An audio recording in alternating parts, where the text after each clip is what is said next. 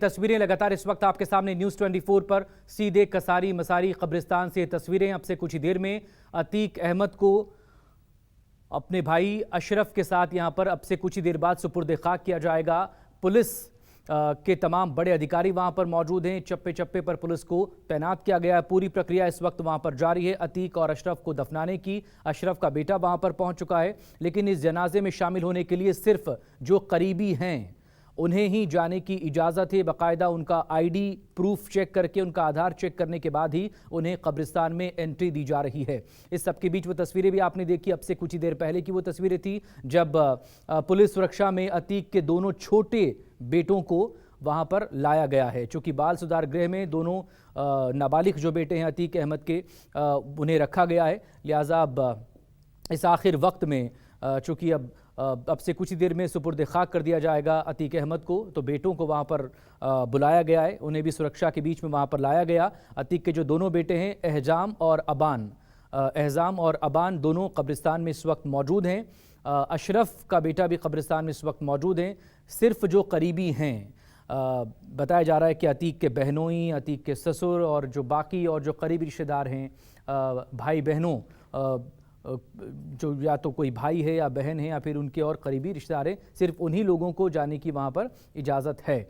इस सब के बीच तस्वीरें लगातार इस वक्त आपके सामने हैं और अब जो तस्वीरों में नज़र आ रहा है वो ये कि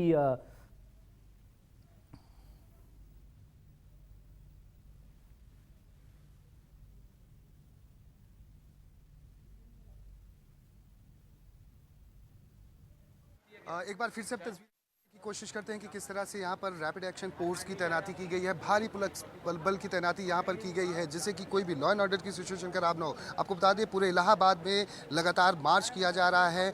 आज अतीक अहमद और अशरफ को जब स्वरूप रानी अस्पताल लेकर जाया गया था, वहाँ पर 3.5 घंटे तक तकरीबन पोस्टमार्टम चला और इससे पहले एक्सरे भी कराया गया था, क्योंकि जो जिस तरह से पॉइंट ब्लैंक से गोली मारी गई थी उसको लेकर भी जाँच लगातार की जा रही है। आपको बता दें वहीं वीडियोग्राफी की गई है और 5 डॉक्टरों का पूरा पैनल था जो 3.5 घंटों तक वीडियोग्राफी के जरिए पूरा ये पोस्टमार्टम किया गया और उसके बाद सीधे शव को, पहले अतीक का शव कब्रिस्तान लाया गया और उसके बाद अशरफ का शव कब्रिस्तान लाया गया। बड़ी संख्या में जो अतीक अहमद से के परिवार और पड़ोसी जो थे, महिलाएं थी, पुरुष थे, सभी बड़ी संख्या में यहाँ पर पहुँचे हुए हैं और भारी अंदर संख्या होने की वजह से पुलिस ने फिर एक समय के बाद यहाँ पर बैरिकेटिंग लगा दी। जिस तरह की तस्वीरें आप देख रहे हैं, ये बैरिकेटिंग लगा दी, आला अधिकारी यहाँ पर तैनात हैं और अंदर भी तस्वीरें लगातार इस वक्त आपके सामने न्यूज़ 24 पर हैं। दफनाने की जो प्रक्रिया है वो शुरू हो चुकी है। इस वक्त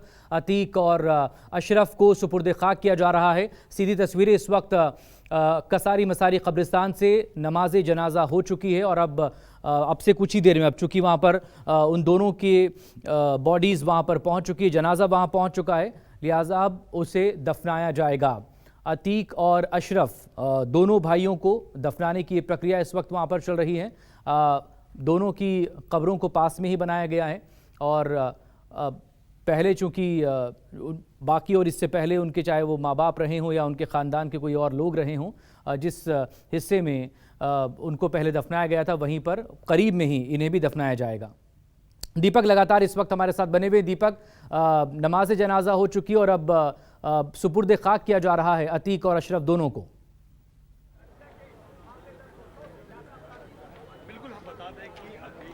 जी, महज कुछ ही और मिनट लगने वाले हैं, तकरीबन 15 से 20 मिनट का और वक्त है और उसके बाद ये पूरी जो प्रक्रिया है सुपुर्द खाक की वो पूरी कर ली जाएगी, क्योंकि 1 घंटे से ज़्यादा का वक्त हो चुका है जब दोनों के शव को अंदर एम्बुलेंस के ज़रिए लेकर जाया गया था और परिवार के जो करीबी सदस्य थे वो अंदर पहले ही पहुँच चुके थे। और एक बार फिर से हम तस्वीरें दिखाने की कोशिश करते हैं कि सुपुर्द खाक जो किया जा रहा है, अंतिम जो क्रियाविधि है मुस्लिम धर्म के अनुसार, उसे पूरा करने की पूरी कोशिश की जा रही है यहाँ पर। और पुलिस बल की तैनाती इस वजह से यहाँ पर बड़ी संख्या में की गई है कि किसी भी तरह से लॉ एंड ऑर्डर की सिचुएशन खराब ना हो, क्योंकि कल की जो घटनाक्रम है उसके बाद से ही सवाल कई खड़े हो रहे थे।